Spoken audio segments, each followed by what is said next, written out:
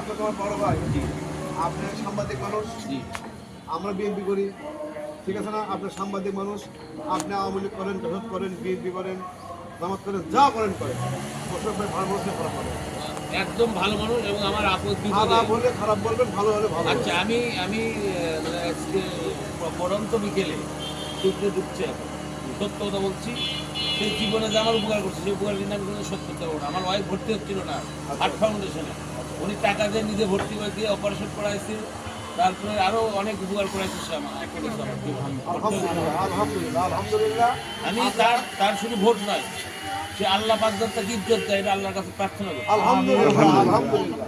আমরা একটা কথা বড় ভাই আপনাকে বলি, আমাদের দেশ নায়ক তারেক রহমানের নির্দেশে এটা হচ্ছে কি ফ্যামিলি কার্ড, এটা কৃষি কার্ড, এটা আমরা শুধু কৃষকের সন্তান। এই কৃষি কার্ডে আপনি সাংবাদিক মানুষ, আপনি এভাবে আপনি আর কি প্রচার করবেন অনেক কিছু ভোটের জন্য আপনি, ঠিক আছে না? যে বিএনপি সরকার গভর্নমেন্টে গেলে নন্দীগ্রাম হিন্দুপাড়া সহ, নন্দীগ্রাম প্রপার সহ সারা বাংলাদেশে বিএনপি সরকার গভর্নমেন্টে গেলে প্রতি কৃষককে একটা করে কৃষি কার্ড দেওয়া হবে। আলহামদুলিল্লাহ। এই কৃষি কার্ডের ভিতরে আপনার বীজ, তেল, সার, কীটনাশক সব কিছুই থাকে। আর এটা হচ্ছে হলো ফ্যামিলি কার্ড। আমরা বাংলা ভাষায় যেটা বলি, গ্রাম্য ভাষায় যাই বাড়ির ভিতর, তার নামে কিন্তু ফ্যামিলি কার্ডটা হবে। এই ফ্যামিলি কার্ডটার মধ্যে কী থাকবে? এখানে নাম থাকবে, ছবি থাকবে, ভোটার আইডি কার্ডের নাম্বার থাকবে। তাহলে কার্ডের উপকারটা কী? এই কার্ডের উপকারে হচ্ছে এখানে 30 কেজি চাল থাকবে, 5 কেজি আলু থাকবে, 2 কেজি তেল থাকবে, 2 কেজি আটা থাকবে, 2 কেজি লবণ থাকবে, আরও ছোটো ছোটো প্রোডাক্ট যেগুলো থাকবে, ঠিক আছে না?